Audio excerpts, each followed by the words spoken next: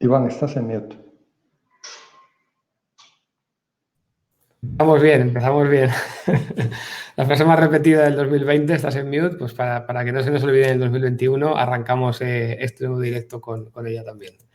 Decía que muy buenas tardes desde Madrid y saludar también a nuestros amigos en América que estarán empezando el día o encarándolo ya.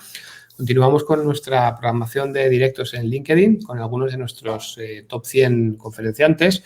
Antes de comentaros nada más, me gustaría que pues, los que nos estáis viendo, si queréis saludarnos a través del chat, comentarnos desde dónde nos veis, bueno, un poco pues también para saber que estáis ahí, para saber desde dónde nos estáis viendo. A nosotros también nos encanta poder compartir.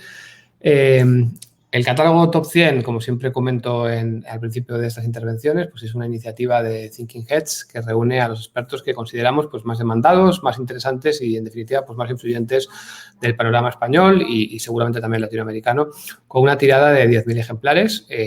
Todavía nos quedan copias. Si queréis recibir una copia de nuestro último catálogo que sacamos en 2020, pues podéis escribirnos a top100@thinkingheads.com y os lo haremos llegar con mucho gusto.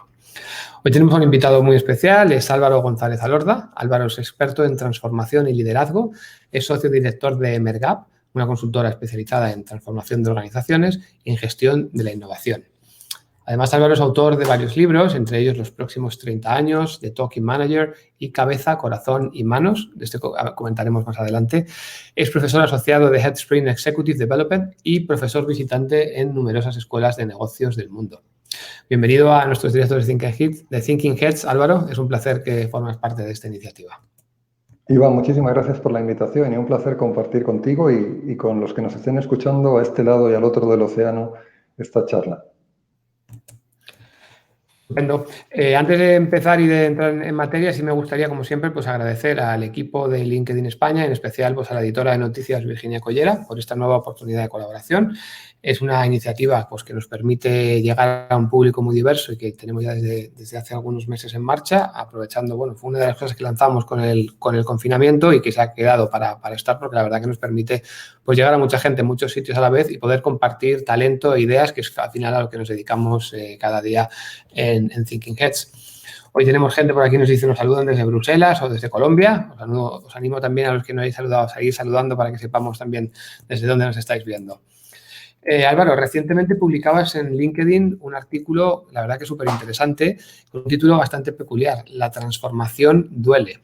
La verdad que ha tenido una repercusión espectacular, ha generado muchos comentarios y muchas reacciones y, bueno, pues me gustaría que pudiéramos charlar sobre algunos de los conceptos que desarrollabas en ese artículo y sobre algunas otras cosas en general sobre la transformación, una cosa que empezó hace mucho tiempo a hablarse de ello y que desde luego ha llegado como una cosa casi permanente, ¿no? Transformación constante. Sabemos que en los últimos 15 años pues, has tenido oportunidad de acompañar en procesos de transformación a más de 100 empresas en más de 30 países, casi nada, ¿no? Si tuvieras que elegir un aprendizaje importante de todo este bagaje tan impresionante que tienes, ¿cuál sería? Es difícil destilar aprendizajes cuando vienen a la cabeza tantas cosas, tantas experiencias, pero yo, si tuviera que destilar en un aprendizaje, hablaría de la palabra autodesarrollo. Yo diría que el modelo de gestión del desarrollo en las organizaciones, desarrollo para acompañar a la transformación, o sea, las organizaciones tratan de poner a sus líderes a punto para impulsar esas transformaciones.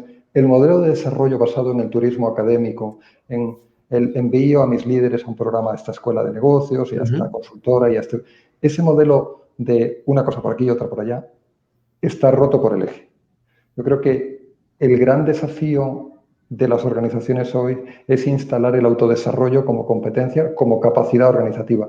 Y en el fondo es el mensaje de que tú eres el protagonista de tu autodesarrollo. No es una responsabilidad que puedas delegar ni a recursos humanos, ni a tu jefe, ni a nadie. Por tanto, ese es el gran desafío. Es cómo consigue una persona no solamente desarrollar skills técnicas, sino en el fondo el gran desafío es construir un carácter que te permita asumir las responsabilidades que tienes, sea al frente de toda una organización o de un equipo o de algo mucho más importante, que es tu propia familia. ¿Cómo consigo tener una buena estrategia de autodesarrollo? Pues ahí se me ocurre, digamos, un par de conceptos que nos podrían ayudar a entender lo que quiero decir con autodesarrollo. Lo primero, uno necesita conocer muy bien a la persona o uno tiene que conocerse muy bien para poder tener una buena estrategia de desarrollo. Y eso significa revisar tu pasado, revisar tu historia de vida, revisar la relación que tuviste con tus padres, tu educación, tus primeros años de juventud, tus primeros años de vida profesional. Tener en cuenta todo eso, pero también la personalidad. Y hay que entender bien la personalidad y los desafíos que presenta la personalidad es muy crítico para poder tener una buena estrategia de desarrollo. Pero en el Sin fondo, duda. todo eso no es nada si uno no lo aterriza a las manos, a los hechos concretos. Entonces, en resumen, el autodesarrollo lo que te permite es entenderte, identificar qué retos tienes y bajarlos a la realidad en el día a día. Permíteme que te pregunte qué papel juega en todo esto la curiosidad. Debemos, o sea, y te hablo desde el punto de vista a la hora, tú dices autodesarrollo, sí, súper importante, pero como directivos, como responsables, a la hora de reclutar nuevas personas, por ejemplo, ¿podemos prever que la gente esté interesada en ese autodesarrollo? ¿Podemos captar cómo de curiosas son las personas a la hora de incorporarse a organizaciones y si ese es un factor que va a ser decisivo en esa voluntad de continuar aprendiendo todo el tiempo? Fíjate, ayer tenía una conversación con el presidente de un banco de un país, digamos, un país relevante y un banco muy relevante. Y era la primera conversación que tenía con él y con el vicepresidente de Recursos Humanos. En esa conversación traté de desafiarles. Le dije, tenemos poco tiempo. Yo quisiera retaros a vosotros como líderes si estáis listos para impulsar la transformación que tenéis. ¿Por qué te contesto hablando de la alta dirección y del equipo directivo del presidente? Porque es que realmente la curiosidad que pueda haber en la organización con el autodesarrollo, con el crecer, en el fondo la marcan los líderes. Entonces, típicamente lo que pasa en las organizaciones es que la alta dirección envía a su segunda línea, a la tercera línea, a la cuarta línea, programas de desarrollo, pero lo que se ve es una mediocridad extraordinaria en la alta dirección.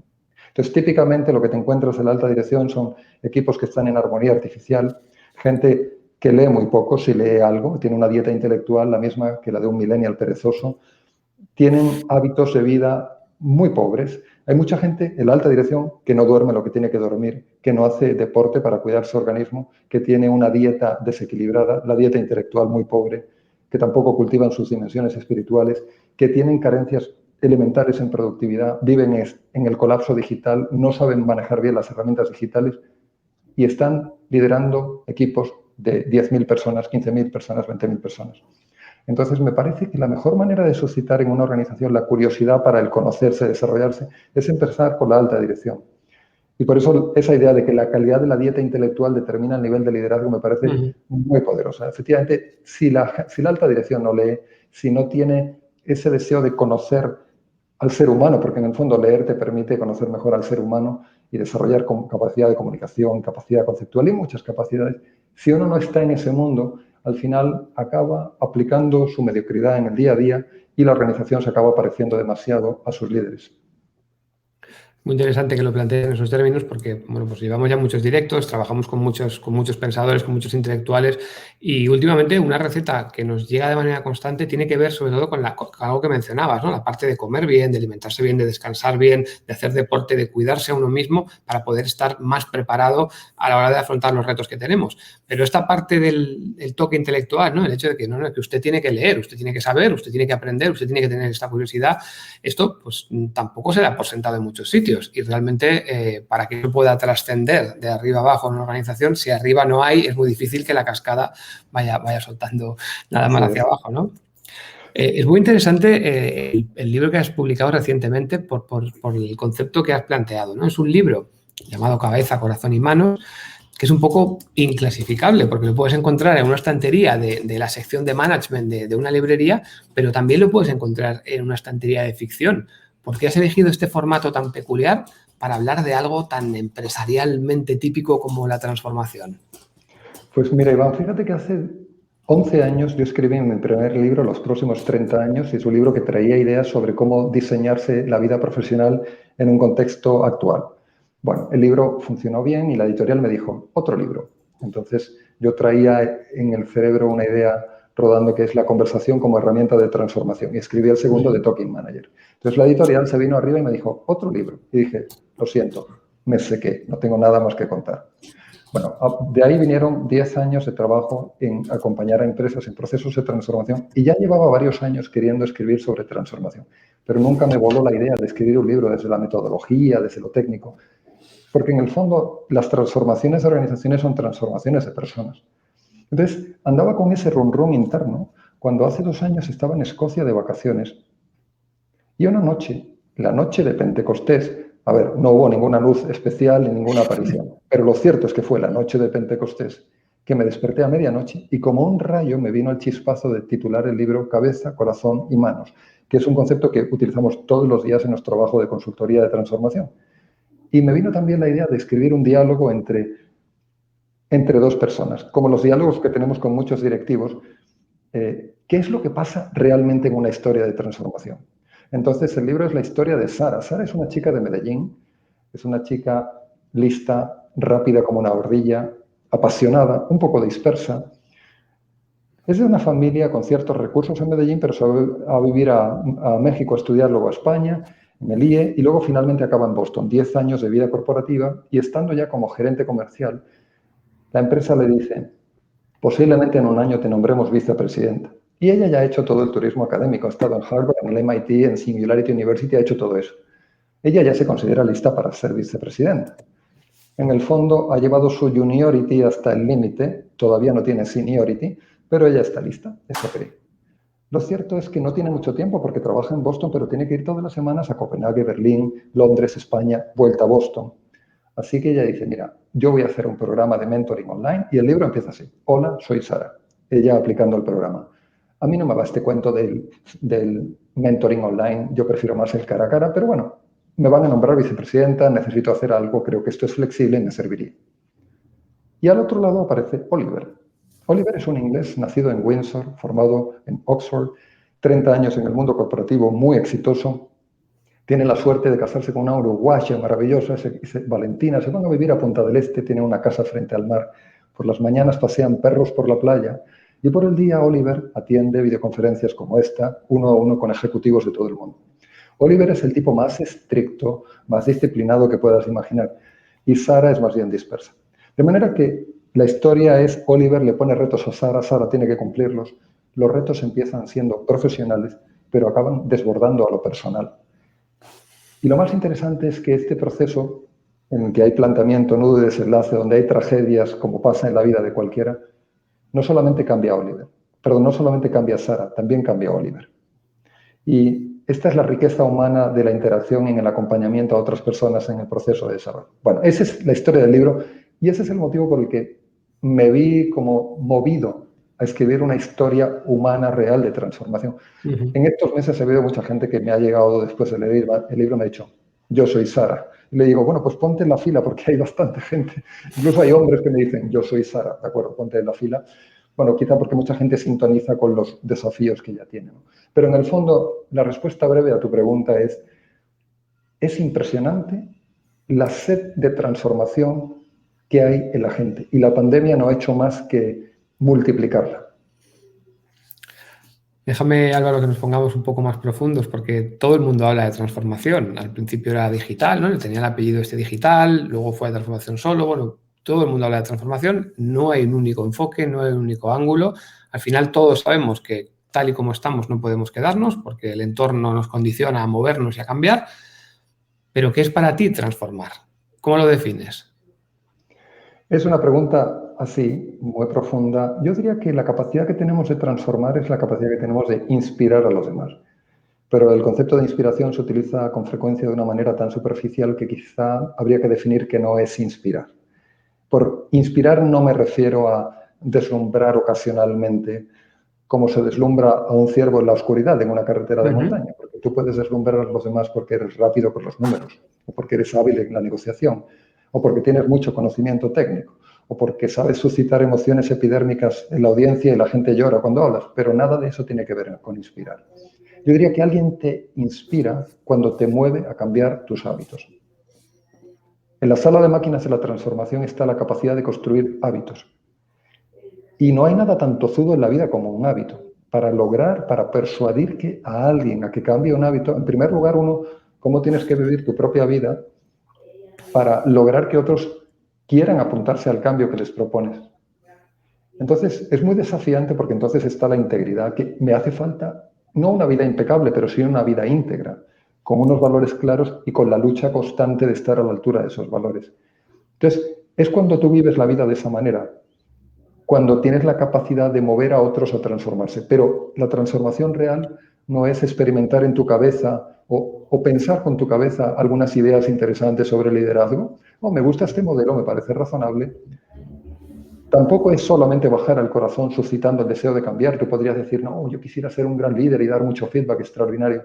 La transformación sucede cuando llegas a las manos, a los hechos concretos, a la transformación real, incorporando hábitos que te ayudan a construir un carácter que te hace atractivo para impulsar a otros en su propia transformación. Muy interesante, sin duda.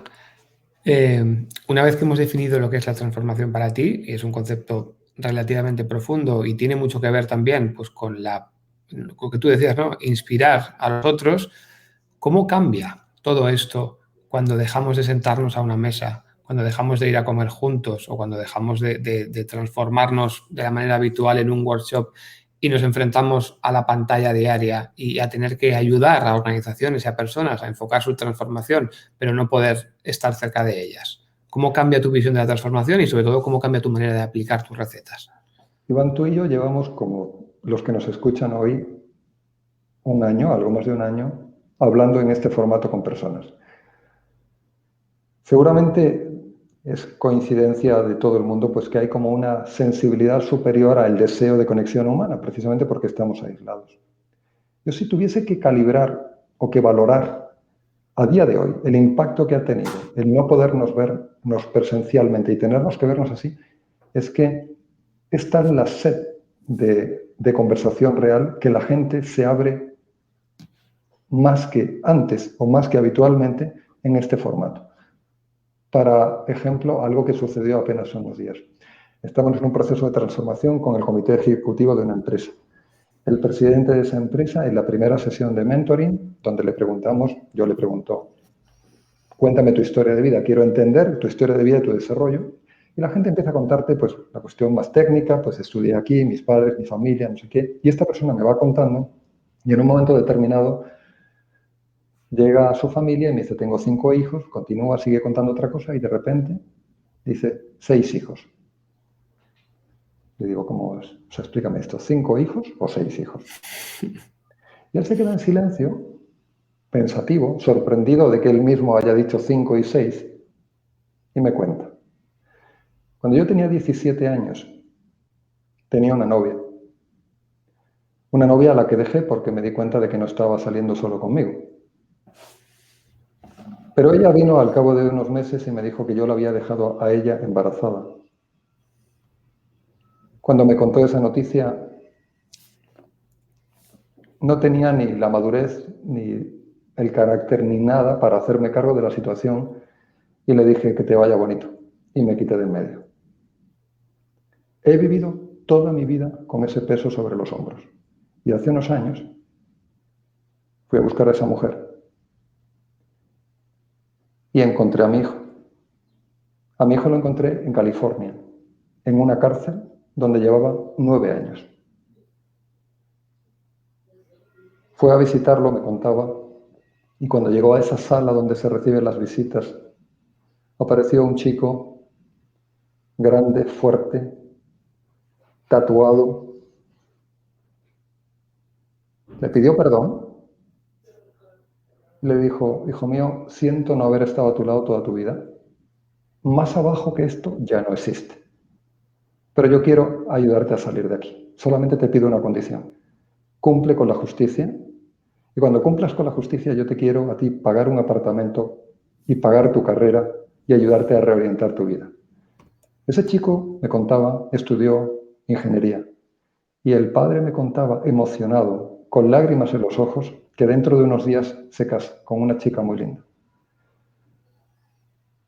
Que en la primera conversación de mentoring a través de una pantalla como esta, alguien se sienta movido a contarte eso, lógicamente tiene que sentir que es un proceso confidencial, que es un espacio de confianza que la única agenda que tú tienes es ayudarle, pero es que cada día que empezamos un proceso de acompañamiento a un líder de una organización, nos encontramos que la gente se abre de par en par y aparecen los dolores, las rupturas, los pesos que todos llevamos en la mochila. Entonces, esto ha sido tan impresionante en los últimos meses que creo que es un efecto secundario de la pandemia, y es que la sensibilidad que ha generado hace que la gente se abra de una manera más rápida con esa búsqueda de conexión humana. Esa para mí sería la conclusión. Sí, realmente son tiempos muy rápidos y muy convulsos, ¿no? Y ya veníamos, o sea, no cambió todo de un día para el otro, porque ya veníamos arrastrando una ola de disrupciones constantes desde hace algunos años y ya era parte de la conversación habitual, cómo adaptarnos a un mundo en cambio constante, entornos VUCA, todas estas cosas que se decían antes del COVID, pero de repente, pues claro, llega una cosa como el COVID y convierte la ola en un auténtico tsunami. ¿Cómo crees tú que debe comportarse un líder? ¿O cómo crees tú que cuáles son las responsabilidades que un líder debe tener en un contexto tan extraordinario como el que todavía seguimos viviendo y como que todavía nos espera por algunos meses? Yo te contestaría con una pequeña historia de una serie que vi hace años, que es El ala oeste de la Casa Blanca, y luego con 3 conceptos muy rápidos. La historia es la Sí, siguiente. la estoy revisitando estos días y la verdad que es una de las mejores de la historia, vamos. Así es. Entonces hay una escena interesante en la que Martin Sheen, que hace de presidente de los Estados Unidos, está en el despacho oval, le acaban de dar una noticia personal devastadora y está hundido, literalmente con la cabeza entre las manos, hundido con esa noticia personal. Sin embargo, en paralelo hay una situación en el mundo que él tiene que atender como presidente de los Estados Unidos. Su equipo está alrededor de él y en un momento dado su jefe de gabinete le toca en el hombro y dice: señor presidente, le esperan ahí fuera. Entonces cruza la puerta y al otro lado, en la sala de prensa, hay cientos de periodistas esperando una declaración suya.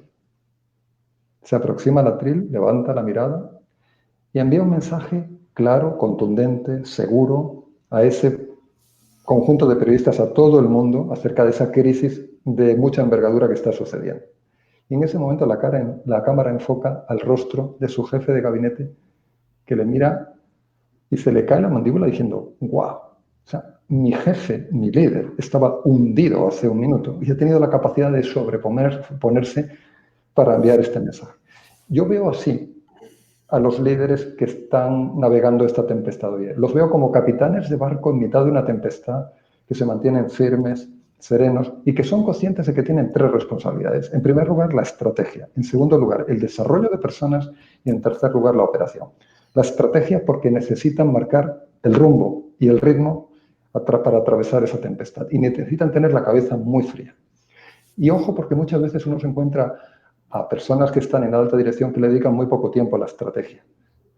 Están demasiado metidos en la operación. Y el desarrollo de personas, que es esa otra responsabilidad que tienen, la subcontratan a talento humano, a recursos humanos, pensando que la gente se va a desarrollar por hacer un programita aquí, un cursito allá. Entonces, me parece que esas 3 responsabilidades es importante volver a ponerlas encima de la mesa y ser consciente de que cuando estás ahí arriba, tu organización necesita oír a un líder cercano, a un líder que hable con claridad, que sea empático con lo que la gente está sufriendo. Muchas veces muchos líderes no se están dando cuenta de que su organización puede haber muchas personas que no tienen ni siquiera los recursos psicológicos para echarse encima otra vez otro año de pandemia. Y a veces están hablando de lo técnico, de la operación, y no son capaces de ponerse delante de ellos y enviarles un mensaje esperanzador. No un mensaje absurdamente optimista, un mensaje que comprende lo que están sufriendo. Pero la gente necesita a líderes que hablen de cerebro a cerebro y también de corazón a corazón. Y lo que te encuentras muchas veces en la alta dirección son líderes que solamente saben hablar ese lenguaje cerebral, de cadenas de silogismos, de hablar de resultados, pero que no tienen la fuerza interior arrolladora de mirar a su equipo al rostro y decirles: necesito que hagáis un esfuerzo extraordinario, porque su vida no representa ni siquiera eso. Por eso me parece que ser líder siempre es una gran responsabilidad, pero hoy es una responsabilidad muy crítica y muy grave, porque puedes dejar muchos cadáveres en el camino si no eres capaz de acompañar a tu gente como la gente necesita en mitad de una tempestad. ¿Y qué hacemos si tenemos un líder y ese líder no cumple esa característica que parece básica, ¿no? La que tú nos estás diciendo, ¿eso se puede entrenar o eso es innato? ¿Uno llega a ser líder y tiene esa característica cuando la tiene, o si no la tengo, puedo entrenar para llegar a ser más empático, para llegar a transmitir de manera más directa, para hacer todas esas cosas que me conviertan seguramente en un ser más humano, ¿no? En definitiva. Yo soy un convencido de la capacidad de transformación que tiene el ser humano. Y hemos visto en los últimos años a muchos líderes que estaban dando una respuesta muy pobre a sus responsabilidades, que cuando tienen un proceso de... Bueno, normalmente la gente reacciona, el sentido de urgencia se genera por el miedo y por la ilusión. Por la ilusión de cambiar en algo, por el miedo, si no cambio, fíjate las consecuencias. Los momentos extraordinarios suelen como arrojarte contra las rocas y te meten presión y te piden una respuesta. Entonces, estos momentos extraordinarios piden la respuesta. Si un líder tiene el deseo y un buen acompañamiento, es posible que logre esa transformación. Lo hemos visto en muchísima gente, que de repente se dan cuenta de que necesitan mejorar en determinadas competencias y típicamente lo que vemos es que esto no va de una capa profesional de cómo desarrollo varias skills para parecer un líder más humano. No, tiene que ser auténtico. Yo diría que la verdadera transformación solo sucede cuando sucede en todas las dimensiones de la vida. Es decir, si el proceso de desarrollo de líderes en una organización no produce familias más felices, no restaura relaciones deterioradas, no consigue que gente que no se habla con un hermano vuelva a hablarse, no consigue que gente que tenía adicciones las deje. O sea, si no se produce una transformación en otras dimensiones de la vida, entonces son capas epidérmicas y superficiales que no transforman, que tienen muy poco impacto. Por eso creo que los momentos que estamos viviendo son una oportunidad extraordinaria de acelerar el desarrollo de mucha gente. Basta con entender la oportunidad, lanzarse a ella y, por supuesto, tener un buen acompañamiento para asegurarse que la profundidad de la transformación llega hasta el final. Una última cuestión que me surgía al calor de la conversación, ¿no? Mencionabas la importancia de que la alta dirección esté en la estrategia también, ¿no? Que no esté en la parte más operacional, sino que le dediquen tiempo de calidad a la estrategia. La estrategia que antes se planteaba, ¿no? Planes estratégicos a 5, a 8, a 10 años. Ahora hay quien dice que hacerlo más de un año, más de 3, no tiene ningún sentido. ¿Tú cómo lo ves en este caso? Hombre, yo creo que sí que puede tener sentido tener una estrategia, bueno, tener una visión a 10 años, tener una estrategia a 3 años y estar calibrándola, por supuesto, todos los años revisándola y todos los días revisándola también, porque hay que tener una gran capacidad de reacción a fenómenos que son muy desbordantes y muy disruptivos. Pero creo que el gran desafío de la estrategia no es solamente ese momento de planeación estratégica que sucede a principio del año, sino el que haya conversaciones estratégicas entre los vicepresidentes o entre los directores de un comité ejecutivo. Muchas organizaciones lo que tienen es un modelo que es muy presidencialista, donde el director general o el presidente lo cocina todo y lo que hace es cada cual cocina con el presidente su historia, su área, su departamento.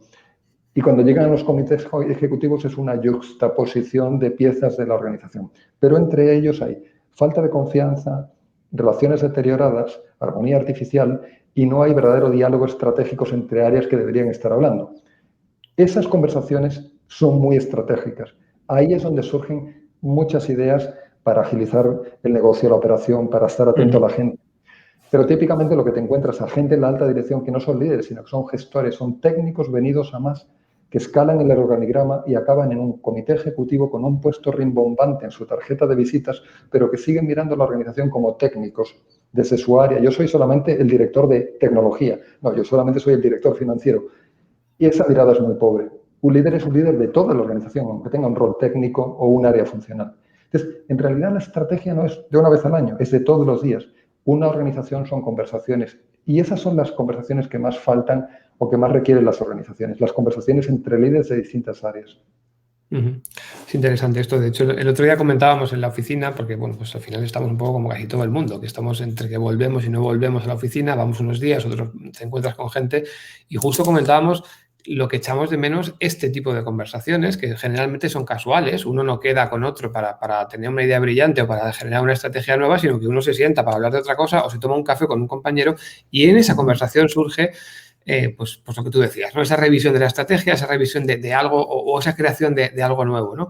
Y echábamos mucho de menos el hecho de que eso sí que es muy difícil replicar en la pantalla porque las conversaciones casuales en las pantallas son mucho más difíciles de reproducir que las que pasan así en las oficinas y por eso estábamos, ojalá que podamos volver pronto a que esto sea normal porque realmente hay mucho valor, hay muy intangible enorme que solo te das cuenta de lo que tiene cuando dejas de tenerlo, ¿no? No sé cómo lo ves. Pues sí, yo creo que hace falta tomarse vinos. Yo creo que todos nos hemos tomado un vino o una cerveza digital para charlar de la vida, incluso con nuestros colegas, pero ojalá que tengamos la oportunidad de volvernos a vernos cara a cara. Eso es insustituible. Y desde luego todos creo que vemos la ventaja, ¿no?, de encontrarnos otra vez en los pasillos. Pues Álvaro, ha sido un auténtico placer charlar contigo esta tarde, agradecerte por estas reflexiones tan sabias que has compartido con nosotros, por este ánimo, ¿no?, a que sigamos transformándonos y a que lo hagamos con toda la energía posible. Me quedo sobre todo por quedarme con algo, porque realmente han sido todos elementos muy interesantes, con la parte del autodesarrollo, ¿no? Creo que es fundamental, como tú decías, ¿no?, que seamos conscientes de la importancia que tiene y que seamos capaces de atacar esta cosa y no hacerlo, como tú decías, ¿no?, con turismo de formación, sino hacerlo de una manera mucho más integral y mucho más preparada. No sé si quieres compartirnos alguna última reflexión de cierre. Pues yo lo que animaría a todo el mundo que nos esté escuchando es que, digamos, que cuide mucho su dieta intelectual. Hay una potencia enorme cuando uno se detiene a pensar, a leer buenos libros de literatura, de historia, de management, ensayos, también vídeos, documentales, podcasts, algunas series, pero es asegurarse que tienes una buena dieta, porque eso te pone a pensar y eso dispara la acción después. Así que mi recomendación es cuida tu dieta intelectual. Estupendo, pues nos vamos a quedar con eso. Saludamos también a la gente que nos ha estado siguiendo desde Bruselas, Medellín, Lima, Bogotá, Guatemala o Madrid, entre otros. Agradecer de nuevo a LinkedIn por la colaboración y, bueno, comentar a todo el mundo también, a los que nos están viendo en directo y a los que nos verán en diferido, que Álvaro González Alorda está disponible para conferencias y talleres en los temas de transformación que tanto le apasionan y que será un placer pues, poderos ayudar desde Thinking Heads a contar con él para cualquier necesidad que podáis tener. Muchísimas gracias por vuestra atención. Estaremos pronto aquí con un nuevo directo. Que tengáis muy buen día, muy buena tarde y nos vemos pronto. Un saludo. Iván, un abrazo.